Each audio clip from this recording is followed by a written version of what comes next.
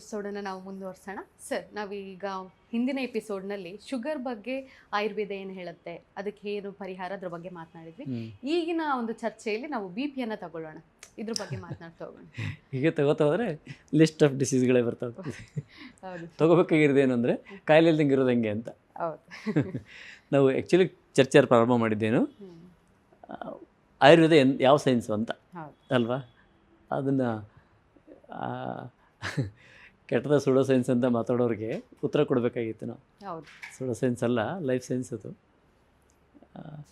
So ಈ ಭಾಷೆಯಲ್ಲಿ ಏನು ಬರ್ತಾ ಹೋಯ್ತು ಅಂದರೆ, ನಾನು ಕೆಲವು ಲಿಮಿಟ್ಸನ್ನು, ಅಲೋಪತಿ ಲಿಮಿಟ್ಸನ್ನು ತೋರ್ಸೋಕೆ ಹೊರಟೆ. ಆ ಲಿಮಿಟ್ಸನ್ನು ತೋರಿಸೋ ಅವಶ್ಯಕತೆ ನಮಗೇನಿರಲಿಲ್ಲ. ನಿಮ್ಮ ಸೈನ್ಸ್ ಪ್ರಕಾರ ನೀವು ಚಿಕಿತ್ಸೆ ಮಾಡ್ತಾಯಿದ್ರಿ, ಆಯುರ್ವೇದ ಸೈನ್ಸ್ ಪ್ರಕಾರ ಆಯುರ್ವೇದ ಚಿಕಿತ್ಸೆ ಮಾಡ್ತಾಯಿದ್ರಿ. ಅದ್ರ ಪಾಡಿಗೆ ಅದನ್ನು ಬಿಟ್ಟರೆ ಜನರು ಆಯ್ಕೆ ಮಾಡ್ಕೋತಾರೆ ಯಾವ ಸೈನ್ಸ್ ಬೇಕು ಅಂತ ಅಲ್ವಾ. ಯಾವ್ದು ಆಸ್ಪತ್ರೆಯಿಂದ ದೂರ ಇಡ್ತದೋ ಆ ಸೈನ್ಸನ್ನು ಸೆಲೆಕ್ಟ್ ಮಾಡ್ಕೋತಾರೆ, ಯಾವ್ದು ದಿನ ಆಸ್ಪತ್ರೆ ಕರೀತೋ ಅದನ್ನು ಬಿಡ್ತಾರೆ, ಇಷ್ಟೇ ಅಲ್ವಾ. ಸೊ ಜನರು ಅದನ್ನು ಡಿಸೈಡ್ ಮಾಡಬೇಕು ಯಾವ್ದು ಸೈನ್ಸು ಯಾವ್ದು ಸೈನ್ಸ್ ಅಲ್ಲ ಅಂತ. ಸೊ ನಾನು ಯಾಕೆ ಕೆಲವು ಲಿಮಿಟ್ಸನ್ನು, ಅಲೋಪತಿ ಲಿಮಿಟ್ಸನ್ನು ಹೆಕ್ಕಿ ಹೇಳಕ್ಕೆ ಹೊರಟೆ ಅಂದರೆ, ಎವಿಡೆನ್ಸ್ ಇಲ್ಲ ಅನ್ನೋ ಕಾರಣಕ್ಕೇ ಆಯುರ್ವೇದನ ಸಪ್ರೆಸ್ ಮಾಡೋದ್ರ ಅವಶ್ಯಕತೆ ಇಲ್ಲ ಅನ್ನೋದಕ್ಕೆ. ಅದೊಂದನ್ನೇ ಇಟ್ಕೊಂಡು ಒಂದೇ ವರ್ಡ್ ಇಟ್ಕೊಂಡಿರೋದು, ಎವಿಡೆನ್ಸ್ ಇಲ್ಲ. ಹಿಂದೆ 2000 ವರ್ಷದ ಹಿಂದೆ ಹೇಳಿದ್ದು ನೀವು ಇವತ್ತು ಹೇಳ್ತೀರಾ, ಮತ್ತು ಹೌದು, ಮತ್ತು ಇವತ್ತು ಊಟ ಮಾಡೇ ಬದುಕೋದು ನಾವು. 2000 ವರ್ಷದ ಹಿಂದೆನೂ ಊಟ ಮಾಡಿ ಬದುಕ್ತಾ ಇದ್ವಿ, ಗಾಳಿ ತೊಗೊಂಡು ಬದುಕ್ತಾ ಇದ್ವಿ, ಈಗಲೂ ಅದನ್ನೇ ಮಾಡ್ತಾ ಇರೋದಲ್ವ. ಇನ್ನು 20,000 ವರ್ಷ ಆದರೂ ಊಟ ಮಾಡಿ ಗಾಳಿ ತೊಗೊಂಡೇ ಬದುಕೋದು, ಅದ್ರ ಬಗ್ಗೆ ನಾವು ಮಾತಾಡ್ತಾ ಇದ್ವಿ. ಮತ್ತೇನು ಸೈನ್ಸ್ ಯಾಕೆ ಚೇಂಜ್ ಆಗುತ್ತದೆ? ಸೊ ಚೇಂಜ್ ಆಗೋ ಸೈನ್ಸಿಗೆ 70ನೇ ಇಸ್ವಿ ಅಂದ್ಕೊಳ್ಳಿ. ನಾನೀಗ 80 ಸೀರೀಸಲ್ಲಿ ಕೊಲೆಸ್ಟ್ರಾಲ್ ಲೆವೆಲ್ ಬಾಡಿಲೂ 350 ನಾರ್ಮಲ್ ಇತ್ತು. ಈಗ ಅದನ್ನು 200ವರೆಗೂ ತಂದಿದ್ದಾರೆ. ಯಾಕೆ ತಂದಿದ್ದಾರೆ ಅದನ್ನು ನಾವು ಚರ್ಚೆ ಮಾಡೋದು ಬೇಡ. ವ್ಯಾಪಾರ ಇದೆಯೋ, ಇನ್ನೊಂದು ಇದೆಯೋ, ಮತ್ತೊಂದು ಇದೆಯೋ ಗೊತ್ತಿಲ್ಲ. 350ವರೆಗೂ ನಾರ್ಮಲ್ ಕೊಲೆಸ್ಟ್ರಾಲ್ ಲೆವೆಲ್ ಇದ್ದಿದ್ದು. ಈಗ ಅದನ್ನು ತಂದು 200ಕ್ಕೆ ನಾರ್ಮಲ್. ಸೊ 200ರಿಂದ 350ವರೆಗೆ ಇರೋರೆಲ್ಲರೂ ಕೊಲೆಸ್ಟ್ರಾಲ್ ಮಾತ್ರ ನುಂಗ್ಬೇಕಾ? ಈಗ ಕಮ್ಮಿ ಮಾಡಂತ ಯಾರು ಹೇಳಿದ್ರು ನಿಮಗೆ? ಸೊ ಹಂಗಾರೆ ಆ ಟೈಮಲ್ಲಿ ನಾರ್ಮಲ್ ಅಂತ ಓದಿದ ಡಾಕ್ಟ್ರೇ ಅಲ್ಲಿ ಇವತ್ತು. ಯಾಕಂದ್ರೆ ಆ ಪ್ಯಾರಾಮೀಟ್ರಲ್ಲಿ ಓದಿದ್ದಲ್ಲ. ನಮ್ಮ ಸರ್ ಇದನ್ನೇ ಹೇಳ್ತಾಯಿದ್ರು, ಫಿಸಿಯಾಲಜಿನೇ ಚೇಂಜ್ ಆಗಿದೆ. ನಾವು ಬರೀ ಕೊಲೆಸ್ಟ್ರಾಲ್ ಬಗ್ಗೆ ಬಿಟ್ಬಿಡಿ. ಆ ಟೈಮಲ್ಲಿ ಇದ್ದ ಫಿಸಿಯಾಲಜಿ ಅಂದರೆ ಶರೀರ ಹೆಂಗೆ ಕೆಲಸ ಮಾಡ್ತದೆ ಅನ್ನೋದಕ್ಕೆ ಕ್ರಿಯಾ ಶರೀರ ಅಂತ ಕರಿತೀವಿ. ಅದು ಹಿಂಗೆ ಕೆಲಸ ಮಾಡ್ತದೆ ಅಂತೇನು 80ನೇ ಇಸ್ವಿಲಿತ್ತೋ, ಇವತ್ತದು ಪೂರ್ತಿ ಬದಲಾಗಿದೆ. ಇದು ಹಂಗಲ್ಲ ಕೆಲಸ ಮಾಡೋದು, ಹಿಂಗೆ ಅಂತ. ಸೊ ನಾವು ಒಂದು ಪ್ಯಾರಾಮೀಟರ್ಸ್ ಬಗ್ಗೆ ಮಾತಾಡ್ತೀವಿ, ಕೊಲೆಸ್ಟ್ರಾಲ್ ಇಷ್ಟಿರಬೇಕು, ಇದಿಷ್ಟಿರಬೇಕು ಅಂತ ಪ್ಯಾರಾಮೀಟರ್. ಸೊ ಆ ಟೈಮಲ್ಲಿದ್ದ ಫಿಸಿಯಾಲಜಿ ಅಥವಾ ಕ್ರಿಯಾ ಶರೀರ ಇವತ್ತು ಪೂರ್ತಿ ಚೇಂಜ್ ಆಗಿದೆ. ಅಂದರೆ ಅವಾಗ ಓದಿದ್ರು ಡಾಕ್ಟರ್, ಇವತ್ತು ಯಾರೂ ಡಾಕ್ಟ್ರೇ ಅಲ್ಲ. ಸೊ ಇದ್ರ ಪ್ರಕಾರ ಅವ್ರು ಹೇಳೋದೇನೆಂದರೆ, ಸೈನ್ಸು ಅಪ್ಡೇಟ್ ಆಗ್ತಾ ಇರಬೇಕು, ಅಪ್ಡೇಟ್ ಆಗದೇ ಇದ್ರೆ ಸೈನ್ಸ್ ಅಂತ ಹೆಂಗೆ ಕರಿತೀರಾ ಅಂತ ಹೇಳ್ತಾರೆ ಅವರು. ಯಾವ್ದು ಅಪ್ಡೇಟ್ ಆಗಬೇಕೋ ಅದು ಅಪ್ಡೇಟ್ ಆಗಬೇಕು, ಯಾವ್ದು ಅಪ್ಡೇಟ್ ಆಗಬಾರ್ದು ಅದು ಹಂಗೆ ಇರ್ತದೆ, ಹೌದಲ್ವಾ. ಈ ಪ್ರಯಾಣ ಅನ್ನೋದಕ್ಕೆ ಮೊದಲು ನಡ್ಕೊಂಡು ಹೋಗ್ತಿದ್ರು, ಆಮೇಲೆ ಬಂಡಿ ಗಾಡೀಲಿ ಹೋಗ್ತಿದ್ರು, ಈಗ ಬಸ್ಸಲ್ಲಿ ಹೋಗ್ತಾರೆ, ಟ್ರೈನಲ್ಲಿ ಹೋಗ್ತಾರೆ, ವಿಮಾನದಲ್ಲಿ ಹೋಗ್ತಾರೆ. ಪ್ರಯಾಣ ಅನ್ನೋದು ಮೂಲ ಇದ್ದೇ ಇದೆ ಅಂತ ಹೇಳ್ತಾ ಇದ್ದೀನಿ. ಪ್ರಯಾಣ ಅನ್ನೋದು ಜೀವನ ಪ್ರಯಾಣ ಅನ್ನೋದು ಇದ್ದೇ ಇದೆ. ಈ ಪ್ರಯಾಣಕ್ಕೆ ಬಾಧಕ ಆಗಬಾರ್ದು ಅಂತ. ಸೊ ಸೈನ್ಸ್ ಅಪ್ಡೇಟ್ ಆಗೋದಲ್ಲ, ಪ್ರಯಾಣ ಅನ್ನೋ ಮೂಲತಃ ಇದ್ದೇ ಇದೆ. ಅದನ್ನೇ ಪಂಚಮಹಾಭೂತಗಳು ಮೂಲತಃ ಇದ್ದೇ ಇದೆ ಅಂತ. ಸೊ ಯಾವ ಚೇಂಜ್ ಆಗಲ್ಲ. ಆಯುರ್ವೇದ ಏನನ್ನು ಮಾಡಿಟ್ಟಿದೆ ಅಂದರೆ, ಇಟ್ ಈಸ್ ಎ ಸಿದ್ಧಾಂತ, ಇದು ಪ್ರೂವನ್ ಸಿದ್ಧಾಂತ. ಮತ್ತೆ ನೀವು ರೀಪ್ರೂವ್ ಮಾಡೋಂಥ ಅವಶ್ಯಕತೆ ಇಲ್ಲ. ನಿಮ್ಮ ಅಜ್ಞಾನಕ್ಕೆ ನಾನೇನು ಮಾಡಲಿ?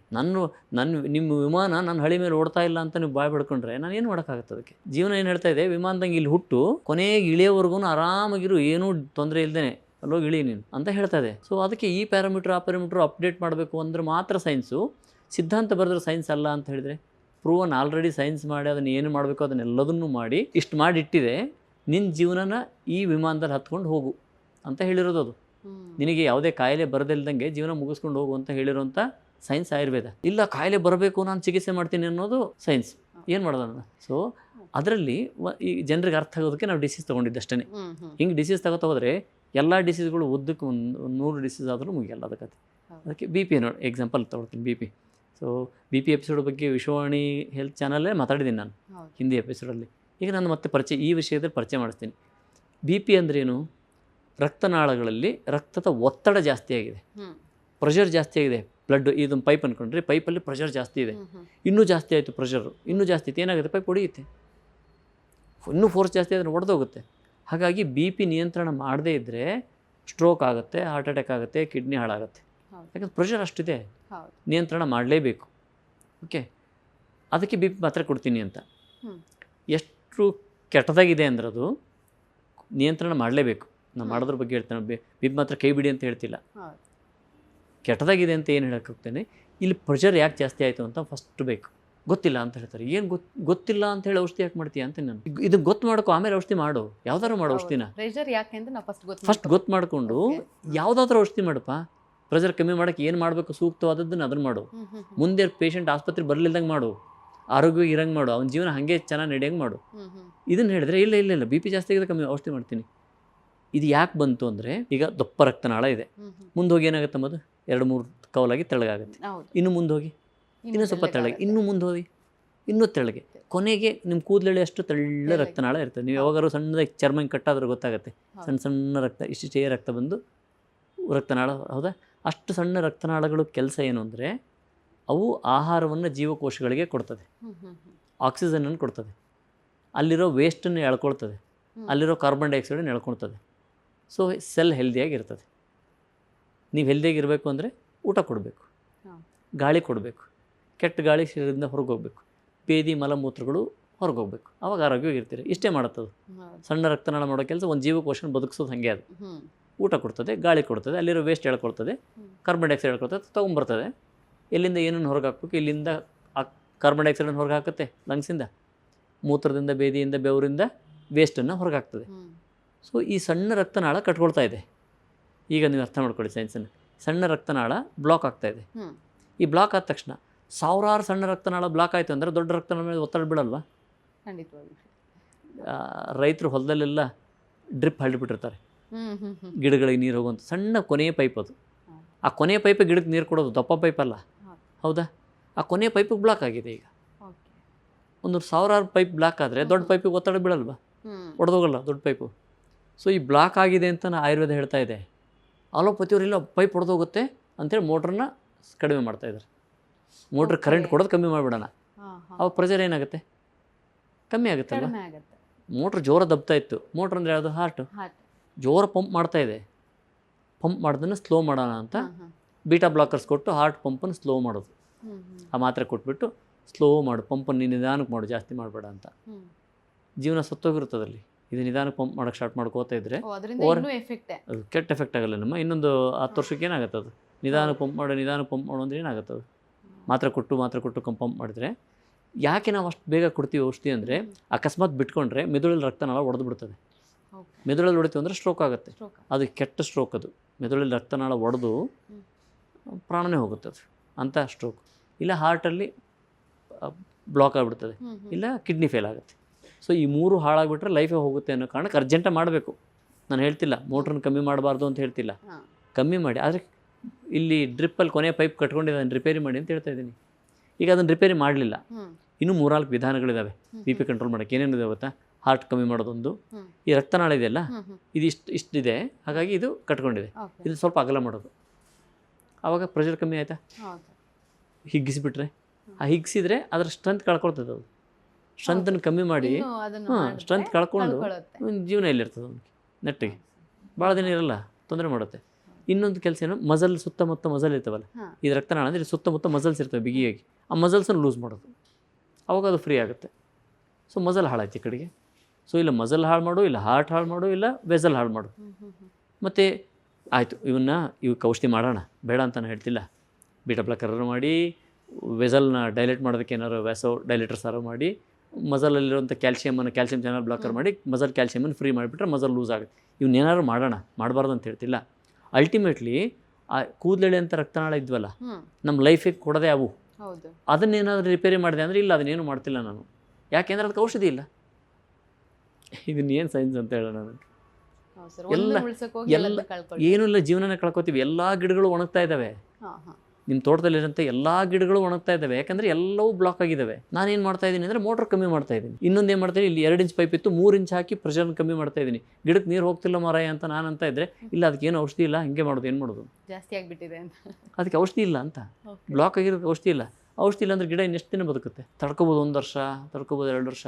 ಇನ್ನೇನೋ ರಿಪೇರಿ ಮಾಡ್ಕೊಂಡು ಔಷಧಿನ ಅಲ್ಲಿ ಇಲ್ಲಿ ಎಳ್ಕೊಂಡು, ಆಹಾರನ ಎಳ್ಕೊಂಡು ಬದುಕ್ಬೋದು ಒಂದು ಸ್ವಲ್ಪ ಕಾಲ. ಅದಾದಮೇಲೆ ಇಡೀ ಜೀವಕೋಶ. ಈಗ ಮಾಡರ್ನ್ ಸೈನ್ಸ್ ಹೇಳುತ್ತೆ, ಕೇವಲ BP ಮಾತ್ರೆ ನುಂಗಿ BP ನಿಯಂತ್ರಿಸೋಕ್ಕಾಗಲ್ಲ ಅಂತ. BP ಮಾತ್ರೆ ನುಂಗಿ BP ಆಗುವ ಹಾನಿಯನ್ನು ನಿಯಂತ್ರಿಸೋಕ್ಕಾಗಲ್ಲ ಅಂತ. ಅಂದ್ರೇನು? BP ಮಾತ್ರೆ ನುಂಗಿದ್ರೆ ಇವತ್ತು BP ಕಮ್ಮಿ ಇದೆ, ಕಿಡ್ನಿ ಆರೋಗ್ಯ ಸರಿ ಇಡೋಕ್ಕಾಗಲ್ಲ, ಹಾರ್ಟ್ ಆರೋಗ್ಯ ಸರಿ ಇಡೋಕ್ಕಾಗಲ್ಲ, ನರಗಳ ಆರೋಗ್ಯನೂ ಸರಿ ಇಡೋಕ್ಕಾಗಲ್ಲ, ಜೀವಕೋಶಗಳ ಆರೋಗ್ಯನೂ ಸರಿ ಇಡೋಕ್ಕಾಗಲ್ಲ, ಬಿ ಪಿ ಮಾತ್ರೆಯನ್ನು ಮೇಲೆ ಡಿಪೆಂಡ್ ಆದರೆ. ನಾವು ಸಣ್ಣ ರಕ್ತನಾಳಗಳನ್ನು ಪೋಷಣೆ ಮಾಡಬೇಕು ಅಂತ. ಸೊ ಸಣ್ಣ ರಕ್ತನಾಳಗಳನ್ನು ಪೋಷಣೆ ಮಾಡೋಕ್ಕೆ ಆಯುರ್ವೇದದಲ್ಲಿ ದಿ ಬೆಸ್ಟ್ ಮೋಸ್ಟ್ ಮೆಡಿಸಿನ್ಸ್ ಇದ್ದಾವೆ, ಬೆಸ್ಟ್ ಮೋಸ್ಟ್ ಲೈಫ್ ಸ್ಟೈಲ್ಸ್ ಇದೆ. ಯಾಕೆ ಅದನ್ನು ಮಾಡಬಾರ್ದು? ಆ ಸೈನ್ಸನ್ನೇ ನೋಡೋಂಗಿಲ್ಲ. ಇದು ಕೆಲಸ ಮಾಡುತ್ತಾ, ಇಲ್ಲಿ ಬಿ ಪಿ ನಿಯಂತ್ರಣ ಮಾಡ್ತಾ, ನಿಮ್ಮ ಮಾತ್ರೆ ಮಾಡಲಿಲ್ಲ, ಹಾಗಾಗಿ ಇದು ಎವಿಡೆನ್ಸ್ ಇಲ್ಲ. ಹುಚ್ಚುತನ ಅಲ್ಲ, ಇದಕ್ಕಿಂತ ದೊಡ್ಡ ಹುಚ್ಚುತನ ಹೆಚ್ಚಿನ ಜನಕ್ಕೆ ಈ ಬಗ್ಗೆ ಗೊತ್ತಿಲ್ಲ ಸರ್. ಜನಕ್ಕೆ ಗೊತ್ತಿಲ್ಲ. ಇದಕ್ಕೆ ಅವೇರ್ನೆಸ್ ಕೊಡೋದಕ್ಕೆ ನಾನು ಇಲ್ಲಿ ಕೂತ್ಕೊಂಡಿದ್ದೀಗ. ಇಷ್ಟು ಮಾತಾಡ್ತಾ ಇರೋದು ಉದ್ದೇಶ ಏನಂದರೆ, ನಾನು ಇವ್ರು ಯಾರಿಗೋ ಚಾಲೆಂಜ್ ಮಾಡಿ ಉತ್ತರ ಕೊಡೋದಲ್ಲ, ಜನರಿಗೆ ವಾಟ್ ಇಟ್ ಈಸ್ ಆ್ಯಕ್ಚುಲಿ ಏನು ಮಾಡ್ತಾ ಇದ್ದೀವಿ ನಾವು ಅಂತ ಹೇಳಬೇಕಿದೆ. ಇವನು ಓಪನ್ ಮಾಡೋಕ್ಕೆ ಅವಕಾಶ. ಈಗ ಜನರು ಕೂಡ ಏನು ಕನ್ಫ್ಯೂಷನ್ ಆಗಬಾರ್ದು ಅಂದರೆ, ನಾನು ಬಿ ಪಿ ಮಾತ್ರ ಬಿಟ್ಬಿಡ್ತೀನಿ ಡಾಕ್ಟ್ರ್, ಇವತ್ತು ನೀವು ಔಷಧಿ ಕೊಟ್ಬಿಡಿ, ಅಲ್ಲಿ ಓಪನ್ ಮಾಡಿಬಿಡಿ. ಅದು ಓಪನ್ ಮಾಡೋದು ಅಷ್ಟು ಈಸಿ ಕೆಲಸನ? ಆಗುತ್ತೆ, ಗ್ಯಾರಂಟಿ. ಆದರೆ ಇದು ಬರೋದಕ್ಕೆ ಒಂದು 10 ವರ್ಷ ಕೆಲಸ ಆಗಿರ್ತದೆ. ಅಷ್ಟು ಟೈಮ್ ಬೇಕದು ಓಪನ್ ಆಗೋಕ್ಕೆ. ಮತ್ತೆ ಎಲ್ಲ ಓಪನ್ ಆಗ್ತವೆ. ಎಲ್ಲವೂ ಸಣ್ಣ ಸಣ್ಣ ರಕ್ತನಾಳಗಳು ಓಪನ್ ಆಗಲ್ಲ, ಹೊಸ ಬರ್ತವೆ. ಹೊಸ ರಕ್ತನಾಳಗಳು ಬಂದು ಅದಕ್ಕೆಲ್ಲ ಫುಡ್ ಕೊಡ್ತದೆ. ಉತ್ಸಾಹದಿಂದ ಬಿ ಪಿಗೆ ಏನಾದರೂ ಆಯುರ್ವೇದ ಔಷಧಿ ಸ್ಟಾರ್ಟ್ ಮಾಡಿದರೆ ಒಂದು 10-15 ದಿನದೊಳಗೆ ಅವ್ನು ಉತ್ಸಾಹ, ಒಂದು 10 ವರ್ಷದ ಹಿಂದೆ ನಾನು ಇಷ್ಟು ಆ್ಯಕ್ಟಿವ್ ಇದ್ದೆ ಡಾಕ್ಟ್ರೆ, ಇಲ್ಲಿ ತನಕ ಅಷ್ಟು ಆ್ಯಕ್ಟಿವ್ ಇರಲಿಲ್ಲ, ಈಗ ಅಷ್ಟು ಆ್ಯಕ್ಟಿವ್ ಇದ್ದೀನಿ ಅಂತ ಹೇಳ್ತಾರೆ. ಸೊ ಜೀವನ ಅಂದರೆ ಏನು, ನಿಮ್ಮ ಆರೋಗ್ಯ ಅಂದರೆ ಏನು ಅಂತ ನಾನು ಕೇಳಿದ್ರೆ ಒಂದು 2-3 ಸೆಂಟೆನ್ಸಲ್ಲಿ ಉತ್ತರ ಕೊಡ್ಬೋದು. ಏನು ಗೊತ್ತಾ? ಹಸುವಾಗಬೇಕು, ಹೌದಾ? ಊಟ ಮಾಡಿದ ಜೀರ್ಣ ಆಗಬೇಕು, ಬೆಳಗ್ಗೆ ಎದ್ದ ಬೇದಿ ನೀಟಾಗಿ ಆಗಬೇಕು, ಶರೀರಕ್ಕೆ ಬಲ ಇರಬೇಕು, ಬೆಳಗಿನಿಂದ ಸಂಜೆವರೆಗೂ ಕೆಲಸ ಮಾಡಿದ್ರೆ ಆಯಾಸ ಬರಬಾರ್ದು, ಮಲಗಿದ ತಕ್ಷಣ ನಿದ್ದೆ ಬರಬೇಕು. ಇಷ್ಟಾದ್ರೆ ಏನಾರ ಇದೆಯಾ ಬೇರೆ? ಇದು ಆರೋಗ್ಯ. ಇದ್ರ ಮೇಲೆ ನಿಮ್ಮ ಸಾಧನೆ ನಿಮ್ಮದು, ಹೌದಾ? ಸಾಧನೆ ಮಾಡ್ತಿರೋ ಹಾಗೆ ಜೀವನ ಕಳೀತಿರೋ ಅದು ನಿಮ್ಮದು. ಸೊ ನಿಮ್ಮ ವಿಷಯ. ಸೊ ಇಷ್ಟನ್ನು ನೋಡ್ಕೊಳ್ಳೋ ಜವಾಬ್ದಾರಿ ವೈದ್ಯರದು, ಹೌದಾ? ಸೊ ಇಷ್ಟನ್ನೆಲ್ಲ ಆಯುರ್ವೇದ ಖಂಡಿತ ಮಾಡುತ್ತೆ. ನನ್ನ ಬ್ಲಡ್ ಪ್ಯಾರಾಮೀಟರ್ ಎಷ್ಟಿದೆ, ಈ ಪ್ಯಾರಾಮೀಟರ್ ಎಷ್ಟಿದೆ, ಆ ಪ್ಯಾರಾಮೀಟರ್ ಎಷ್ಟಿದೆ, ಇದನ್ನು ಹೇಳಿದ್ರೆ ಅಷ್ಟೇ ನಾನು ಒಪ್ಪೋದು ಅಂತ ಕೂತ್ಕೊಂಡ್ರೆ ಇದು ಗಲಾಟೆ. ಇದು ನಮ್ಮ ತಾತ ಆತಗೇನಾದ್ರು ಬ್ಲಡ್ ಟೆಸ್ಟ್ ಮಾಡಿಸಿದ್ರೆ, ಅಥವಾ ನಿಮ್ಮ ತಾತ ಅಥವಾ ಅದಕ್ಕೆ ಹಿಂದಿನವರು ರಕ್ತ ಪರೀಕ್ಷೆ ಅವ್ರಿಗೆ ಏನಾರು ಮಾಡಿಸಿದ್ರೆ ಅವ್ರು ಏನು ಮಾಡ್ತಿದ್ರು? ಒಂದು ಡಾಕ್ಟ್ರ್ ಕೈ ಕೊಡ್ತಿದ್ರಪ್ಪ, ನೋಡಿ ಸರ್ ಇಷ್ಟು ನೀವು ರಕ್ತ ಪರೀಕ್ಷೆ ಮಾಡೋಕೆ ಕೊಟ್ಟಿದ್ರೆ ತೊಗೊಳ್ಳಿ ಪೇಪರ್ ಅಂತ ಕೊಡ್ತಿದ್ರು ಅವರು. ಇವತ್ತೇನೋ ಕತೆ ಆಗಿದ್ದೇನೆ, ಮೊದಲು ನಾವು ನೋಡ್ತೀವಿ ಎಲ್ಲದನ್ನು, ಯಾವ್ದು ಮ್ಯಾಚ್ ಆಗಿದೆ, ಸರಿ ಇದೆಯೋ ಸರಿ ಇಲ್ಲ ಅಂತ. ಪೇಷಂಟ್ ಮಾಡೋ ದೊಡ್ಡ ತಪ್ಪಿದು. ಅದು ಅವ್ರದ್ದಲ್ಲ. ಅದು ಅವ್ರು ಬ್ಲಡ್ ಕೊಟ್ಟಿರ್ಬೋದು, ಅವ್ರು ದುಡ್ಡು ಕೊಟ್ಟಿರ್ಬೋದು, ರಿಪೋರ್ಟ್ ಬಂದಿರ್ಬೋದು. ರಿಪೋರ್ಟ್ ಓದೋದು ಅವ್ರದ್ದು ಕೆಲಸ ಅಲ್ಲ, ಅದು ರಿಪೋರ್ಟ್ ಡಾಕ್ಟ್ರ್ ಕೆಲಸ. ಅದನ್ನು ನೋಡು, ಒಂದೇನೋ ಪ್ಯಾರಾಮೀಟರ್ ವ್ಯತ್ಯಾಸ ಆಗಿದೆ ಅಂದರೆ ಅದಕ್ಕೆ ಸಂಬಂಧಪಟ್ಟಿದ್ದು ಇನ್ನೊಂದು ವ್ಯತ್ಯಾಸ ಆಗಿದ್ದರಷ್ಟೇ ಕಾಯಿಲೆ ಅಂತಲೇ ಅರ್ಥನೇ ಹೊರತು ಒಂದೇ ಕಾಯಿಲೆ ಅಲ್ಲ. ಕೊಲೆಸ್ಟ್ರಾಲ್ ಹೆಚ್ಚಾದ ತಕ್ಷಣ ನಂಗೇನೋ ಆಗ್ಬಿಟ್ಟಿದೆ ಅಂತಲ್ಲ. ಕೊಲೆಸ್ಟ್ರಾಲ್ ಹೆಚ್ಚಾಗಿದ್ದಲ್ಲದೇ ಅದ್ರ ಜೊತೆ ಬೇರೆ ಪ್ಯಾರಾಮೀಟರ್ಸ್ ಇದ್ದಾವೆ, ಅವು ಹೆಚ್ಚಾಗಿದ್ದರಷ್ಟೇ ಕೊಲೆಸ್ಟ್ರಾಲ್ ಸಮಸ್ಯೆನೇ ಹೊರತು ಬರೀ ಕೊಲೆಸ್ಟ್ರಾಲ್ ಹೆಚ್ಚಾಗಿದ್ದ ಸಮಸ್ಯೆನೇ ಅಲ್ಲ. ಅದು ಸರಿ ಮಾಡೋಕ್ಕೆ ಬರ್ತದೆ. ಹಾಗಾಗಿ ನಾವು ಬಿ ಪಿನ ನಿಯಂತ್ರಣಕ್ಕೆ ಮಾತ್ರ ಇವತ್ತು ಬಿಟ್ಬಿಡೋದಲ್ಲ. ಇವತ್ತು ಬಿಟ್ಟರೆ ನಾಳೆ ತೊಂದರೆ ಮಾಡ್ಕೋತೀರ, ಹಂಗೆ ಬಿಡೋದಲ್ಲ. ಆಯುರ್ವೇದ ವೈದ್ಯರ ಹತ್ರ ಹೋಗಿ ಸಣ್ಣ ರಕ್ತನಾಳಗಳನ್ನು ಓಪನ್ ಮಾಡಿಸ್ಕೊಳ್ಳಿ. ಜೀವಕೋಶಗಳಿಗೆಲ್ಲದಕ್ಕೂ ಉತ್ಸಾಹ ಬರ್ತದೆ. ನಾನು ಏನು ಸಾಧನೆ ಮಾಡಬೇಕು ಅಂದ್ಕೊಂಡು ಆ ಸಾಧನೆ ಸ್ಟಾರ್ಟ್ ಆಗುತ್ತೆ. ಮೊದಲು ಒಂದು 10 ವರ್ಷಕ್ಕಿಂತ ಹಿಂದೆ ನಿಮ್ಮ ಆರೋಗ್ಯ ವಯಸ್ಸು ಎಷ್ಟು ಚೆನ್ನಾಗಿತ್ತೋ ಅಷ್ಟು ಚೆನ್ನಾಗಿ ಬರ್ತದೆ. ಮತ್ತೆ ಹಂಗಿರ್ತೀರ. ಅದಾದಮೇಲೆ ಬಿ ಪಿ ಮಾತ್ರೆ ಬಿಡೋದ್ರ ಬಗ್ಗೆ ವಿಚಾರ ಮಾಡೋಣ. ಈಗಲೇ ಬಿಟ್ಬಿಟ್ಟು ಅದು ತೊಂದರೆ ಮಾಡ್ಕೊಂಡು ಬರೋದಲ್ಲ. ಸೊ ಜನರಿಗಾದ್ರೆ ಇದನ್ನು ಅರ್ಥ ಮಾಡ್ಕೋಬೇಕಾಗಿರೋದೇನು ಅಂದರೆ, ಈಗ ನಾನು ಅಲೋಪತಿ ತೊಗೋತಾ ಇದ್ದೀನಿ, ಬಿಟ್ಬಿಡ್ತೀನಿ ಇವತ್ತೇ ಅಂತ ಅವರೇ ಡಿಕ್ಲೇರ್ ಮಾಡ್ಕೊಂಡು ಬಿಟ್ಟು ಏನೋ ಕೆಡಿಸ್ಕೊಂಡು ಆಯುರ್ವೇದ ಬಂದ್ರೆ ಆಮೇಲೆ ಕೆಡಿಸ್ಕೊಳ್ಳೋದಲ್ಲ. ಆಯಿತಾ? ನಮ್ಮ ಹತ್ರ ಆಯುರ್ವೇದ ಡಾಕ್ಟರ್ ಹತ್ರ ಬರ್ತಾರಲ್ಲ, ಪೇಷಂಟ್ಸ್ ಬರ್ತಾರೆ, ನನ್ನ ಹತ್ರನೂ ಬರ್ತಾರೆ. ನಮ್ಮಲ್ಲಿ 8 ಜನ ಡಾಕ್ಟರ್ಸ್ ಇದ್ದೀವಿ. ಎಲ್ಲರ ಹತ್ರನೂ ಬಂದರೆ ಸುಮ್ಮನೆ ಇಷ್ಟು ದಪ್ಪ ಫೈಲ್ ತೊಗೊಂಬರೋದು ಎಲ್ಲರೂ ನಮ್ಮ ಹತ್ರ. ಹಳೆ ರೆಕಾರ್ಡ್ಸ್ ಇಷ್ಟು ದಪ್ಪ. ಯಾಕೆ ಇಷ್ಟು ದಪ್ಪ ಫೈಲ್ ಆಯ್ತಪ್ಪ ಅಂದರೆ, ಸರ್ ಅಲ್ಲಿ ತೋರಿಸಿದೆ, ಇಲ್ಲಿ ತೋರಿಸಿದೆ, ಅಮೆರಿಕದ ತೋರಿಸಿದೆ, ಇಲ್ಲಿ ತೋರಿಸಿ, ಎಲ್ಲ ಕಡೆ ತೋರಿಸಿದೆ, ಆಗಲಿಲ್ಲ, ನಿಮ್ಮ ಹತ್ರ ಬಂದೆ. ಸೊ ಎಲ್ಲ ಕಡೆ ಆಗಿಲ್ಲದ ಮೇಲೆ ಆಯುರ್ವೇದ ಚಿಕಿತ್ಸೆ ಮಾಡುತ್ತೆ ಅನ್ನೋದಾದರೆ ಮೊದಲೇ ಬಂದರೆ ಆರಾಮಾಗಿ ಓಡಿಸ್ತಲ್ಲ. ಯಾಕೆ ಅದೆಲ್ಲ ಹಾಳು ಮಾಡ್ಕೊಂಡು ಇಲ್ಲಿ ಬಂದಿರ? ಮೊದಲು ಕೊನೆಗೆ ಕೆಟ್ಟ ಮೇಲೇ ರಿಪೇರಿ ಮಾಡುತ್ತೆ ಅಂದಮೇಲೆ ಮೊದಲಿಗೆ ಬಂದರೆ ಈಸಿಯಾಗಿ ಮಾಡ್ತೈತಲ್ವ? ಕೊನೆಗೂ ಮನೆಗೆ ಬರಬೇಕು. ಅಲ್ಲಿ ಬಂದರೆ ಇಷ್ಟು ಮಾಡ್ಕೊಂಬರೋದು ಅವಶ್ಯಕತೆ ಏನಿತ್ತು? ಇಷ್ಟು ಲಕ್ಷ ಖರ್ಚು ಮಾಡಿದೆ, ಇಷ್ಟು ಖರ್ಚು ಮಾಡಿ ನಾನು ಬಂದೆ, ನನಗೆ ಗೊತ್ತಾಗಲಿಲ್ಲ. ಆ ಗೊತ್ತು ಮಾಡೋಕ್ಕೋಸ್ಕರ ಈ ಒಂದಷ್ಟು ವಿಷಯಗಳನ್ನ ನಾವು ಚರ್ಚೆ ಮಾಡ್ತಾ ಇರ್ತೀವಿ. So ಇಷ್ಟಪ್ಪ file ಮಾಡ್ಕೋಬೇಡಿಪ್ಪ. ಸಣ್ಣದಾಗಿದ್ದಾಗ ಆಯುರ್ವೇದಕ್ಕೆ ಬನ್ನಿ. ಅದು ಎಂಥದ್ರ ಕಾಯಿಲೆ ಇರಲಿ, ನೀವು ನೋ ರೆಸ್ಟ್ರಿಕ್ಷನ್. ಹಾರ್ಟ್ ಪ್ರಾಬ್ಲಮ್ ಇದೆ, ಆಯುರ್ವೇದರ ಹತ್ರ ಆಗುತ್ತಾ? ಯಾಕಾಗಲ್ಲ ಅಂತ ಹೇಳ್ತೀನಿ. ಎಷ್ಟು ಎಂತಿಂಥ ಡಿಸೀಸ್ಗಳು ಟ್ರೀಟ್ ಆಗ್ತಾಯಿದೆ ಗೊತ್ತಾ?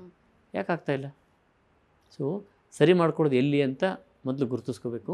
ಆಮೇಲೆ ಔಷಧಿ ಇದ್ದೇ ಇದೆ. ಸೊ ಈ ಎವಿಡೆನ್ಸ್ ವಿಷಯಕ್ಕೆ, ಬಿ ಪಿ ವಿಷಯಕ್ಕೆ ನಾವು ಮಾತಾಡಿದೆ. ಬಿ ಪಿಗೆ ಏನು ಮಾಡಬೇಕು ಅಂದರೆ, ಸೂಕ್ಷ್ಮ ರಕ್ತನಾಳಗಳನ್ನು ಓಪನ್ ಮಾಡಬೇಕು. ಈ ಮಾತ್ರೆಗಳನ್ನು ನಿಧಾನಕ್ಕೆ ಅದನ್ನು ಬಿಡ್ತಾ ಬರ್ತದೆ, ತಾನೇ ಬಿಡ್ತಾ ಬರ್ತದೆ. ನಾವು ಬಿಡಿಸೋ ಅವಶ್ಯಕತೆ ಇಲ್ಲ, ನಾವ್ಯಾರು ಬಿಡಿಸೋ ಅವಶ್ಯಕತೆ ಇಲ್ಲ, ತಾನೇ ಬಿಡ್ತಾ ಬರ್ತದೆ. ಯಾಕಂದರೆ ಸೂಕ್ಷ್ಮ ರಕ್ತನಾಳ ಓಪನ್ ಆದ ತಕ್ಷಣ ಬಿ ಪಿ ತಾನೇ ಲೋ ಆಗುತ್ತೆ. ಮತ್ತೆ ಬಿ ಪಿ ಮಾತ್ರ ತೊಗೋತೀರ, ಅವಶ್ಯಕತೆನೇ ಬರಲ್ಲ. ಸೊ ತಾನೇ ಬಿಡಬೇಕೆ ಹೊರತು ನಾವು ಬಿಡಿಸೋ ಅವಶ್ಯಕತೆ ಇಲ್ಲ. ನಾವು ಮಾಡೋ ಕೆಲಸ ಇದು ಓಪನ್ ಆಗಕ್ಕೆ ಬಿಡ್ತಾ ಹೋಗ್ಬೇಕು ಅಷ್ಟೇ. ಸೊ ಎವಿಡೆನ್ಸ್ ಅಂತ ನಾವು ಸೂಕ್ಷ್ಮ ರಕ್ತನಾಳಗಳನ್ನು ಓಪನ್ ಮಾಡೋದಕ್ಕೆ ಔಷಧಿಗಳಿದ್ದಾವೆ. It takes their own time, their own lifestyle, their own food. Their own medicine.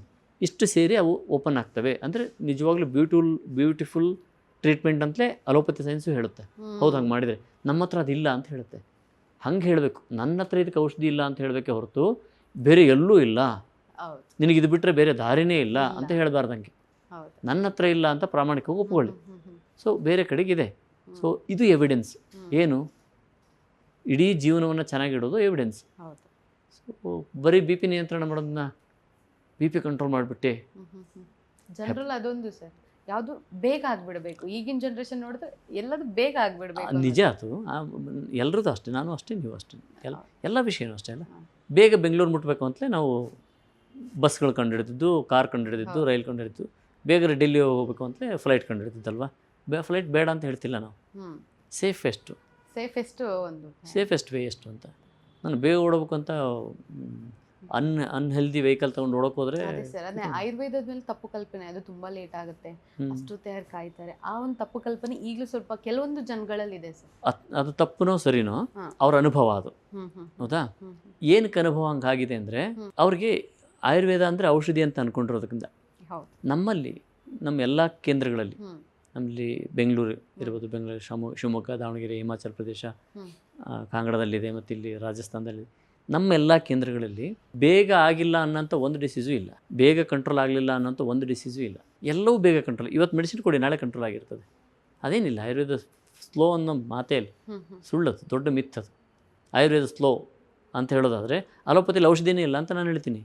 ಔಷಧಿ ಇಲ್ಲದಕ್ಕಿಂತ ಇದು ಒಳ್ಳೇದಲ್ವಾ? ಯಾವುದಕ್ಕೆ ಸ್ಲೋ? ಯಾವುದನ್ನು ನಾವು ಅರ್ಜೆಂಟ್ ಮಾಡಬೇಕು ಅಂದರೆ, ಇನ್ಫೆಕ್ಷನ್ಸ್ ಯಾವಿದಾವೋ ಅದಕ್ಕೆ ಅಲೋಪತಿ ಸೈನ್ಸ್ ನಿಜವಾಗ್ಲೂ ದಿ ಬೆಸ್ಟ್. ಮಾಡರ್ನ್ ಸೈನ್ಸ್ ಅಂತ ಏನು ಹೇಳ್ತೇವೆ ಬೆಸ್ಟ್. ನಾನು ಅದು ಕಂಡ ಮಾಡಿದೆ. ಇನ್ಫೆಕ್ಷನ್ಸ್, ಏನೇ ಇನ್ಫೆಕ್ಷನ್ಸ್, ಬೆಸ್ಟ್ ಮೆಡಿಸಿನ್ಸ್ ಇದ್ದಾವೆ. ಆ್ಯಂಟಿಬಯೋಟಿಕ್ಸ್ ಅಂತ ಏನಿದಾವಲ್ಲ, ಪದೇ ಪದೇ ಅವ್ನು ತೊಗೋಬಾರ್ದು. ಇವತ್ತು ತೊಗೊಂಡ್ರೆ ಇನ್ನೂ 5-6 ವರ್ಷ 10 ವರ್ಷ ಆದರೂ ಮತ್ತೆ ಇನ್ಫೆಕ್ಷನ್ ಆಗಬಾರ್ದು.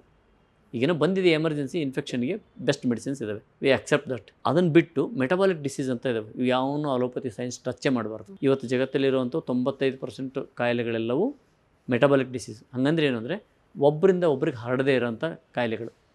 ಈಗ ಡಯಾಬಿಟಿಸ್ ಯಾರಿಗೋ ಒಬ್ರಿಗಿದೆ, ಅದು ನಿಮ್ಮ ಮನೆ ಇನ್ನೊಬ್ಬರಿಗೆ, ಮತ್ತೊಬ್ಬರಿಗೆ, ಮುಟ್ಟಿದವ್ರಿಗೆ ಬರ್ತದೆ. ನಾನು ಡಯಾಬಿಟಿಸ್ ಅವ್ರನ್ನ ಮುಟ್ಟಿಬಿಟ್ರೆ ನಂಗೆ ಡಯಾಬಿಟಿಸ್ ಬರುತ್ತಾ? ಪ್ಯಾರಲೈಸಿಸ್ ಅದನ್ನು ಮುಟ್ಟಿಬಿಟ್ರೆ ನನಗೆ ಸ್ಟ್ರೋಕ್ ಹೊಡಿತದ? ಇಲ್ಲಲ್ವಾ? ಒಬ್ಬರಿಂದ ಒಬ್ರಿಗೆ ಹರಡುತ್ತಾ? ಇಲ್ಲ. ಒಬ್ಬರಿಂದ ಒಬ್ರಿಗೆ ಹರಡೋದು ಅದು ಇನ್ಫೆಕ್ಷನ್. ಕೆಮ್ಮಿದ್ರೆ ಇನ್ನೊಬ್ರಿಗೆ ಬಂತು, ಜ್ವರ ಇದ್ದರೆ ಇನ್ನೊಬ್ರಿಗೆ ಬಂತು. ಸೊ ಈ ಔಷಧಿಗಳಿಗೆ ಆಯುರ್ವೇದ, ಅಲೋಪತಿ ತುಂಬ ಒಳ್ಳೆಯ ಔಷಧಿ, ಚೆನ್ನಾಗಿದೆ. ಜ್ವರ ಬಂದಿದೆ, ತುಂಬ ಟೆಂಪ್ರೇಚರ್ ಜಾಸ್ತಿ, ಒಂದು ಪ್ಯಾರಾಸಿಟಮಾಲ್ ಹಾಕು, ಕಮ್ಮಿ ಆಗುತ್ತೆ, ಒಳ್ಳೆಯ ಔಷಧಿ. ಇಷ್ಟಕ್ಕೆ ಲಿಮಿಟ್ ಮಾಡಬೇಕು. ಸೊ ಅಲೋಪತಿ ಸೈನ್ಸ್ ಜ್ವರ, ಶೀತ, ನೆಗಡಿ, ಕೆಮ್ಮು ಹೋಗಿಸೋದಕ್ಕೆ ಅಷ್ಟೇ ಸೀಮಿತವಾಗಿರಬೇಕೆ ಹೊರತು ಮೆಟಬಾಲಿಕ್ ಡಿಸೀಸನ್ನು ಟಚ್ ಮಾಡೋಕ್ಕೆ ಹೋಗ್ಬಾರ್ದು. ಆಯುರ್ವೇದ ಬೆಸ್ಟ್ ಅಂತೀರಾ? ಹೌದು, ಆಯುರ್ವೇದ ಜೀವನಶೈಲಿ, ಆಯುರ್ವೇದನೇ ಒಟ್ಟಾರೆ ಆಯುರ್ವೇದ. ಜೀವನಶೈಲಿ ಬಿಟ್ಟು ಆಯುರ್ವೇದ ಏನೇ ಇಲ್ಲದಲ್ಲ. So Ayurveda best line of treatment. So ಇದರಿಂದ ಮತ್ತೆ ನಾವು ಇನ್ನೊಂದು ಡಿಸೀಸ್ ತೊಗೊಂಡು ನಾನು ಇದನ್ನು ಎಕ್ಸ್ಪ್ಲೇನ್ ಮಾಡಬಲ್ಲೆ. ಸರ್, ಈಗ ಅದ್ರ ತಕ್ಕ ಬಿ ಪಿ, ಹಾಗೆ ವೀಸಿಂಗ್ ಕೂಡ. ವೀಸಿಂಗ್ ಕೂಡ ತುಂಬ ಜನರಿಗೆ ತೊಗೊಳ್ಳೋಣ, ಅದನ್ನು ಕೂಡ ಮಾತಾಡೋಣ. ಆ ಬಗ್ಗೆ ನಮಗೊಂಚೂರು ತಿಳಿಸ್ಕೊಡ್ಬೇಕು. ಈಗ ಪ್ರೆಸೆಂಟ್ ತುಂಬ ಜನಕ್ಕೆ ಅದೊಂದು ಇರುವಂತಹ ಕಾಯಿಲೆ. ಸೊ ಈ ಎಪಿಸೋಡ್ನಲ್ಲಿ ನಾವು ಬಿ ಪಿಗೆ ಆಯುರ್ವೇದದಲ್ಲಿ ಹೇಗಿದೆ, ನಮ್ಮ ಮಾಡರ್ನ್ ಸೈನ್ಸ್ ಏನು ಹೇಳುತ್ತೆ, ಇದ್ರ ಬಗ್ಗೆ ಮಾತನಾಡಿದ್ವಿ. ಈಗ ನೆಕ್ಸ್ಟ್ ಎಪಿಸೋಡ್ನಲ್ಲಿ ಇದೇ ರೀತಿ ಒಂದು ಚರ್ಚೆ ಮುಂದುವರಿಯುತ್ತೆ. ಅಲ್ಲಿ ತನಕ ನೋಡ್ತಾ ಇರಿ ವಿಶ್ವಾಣಿ ಹೆಲ್ತ್ ಚಾನಲ್.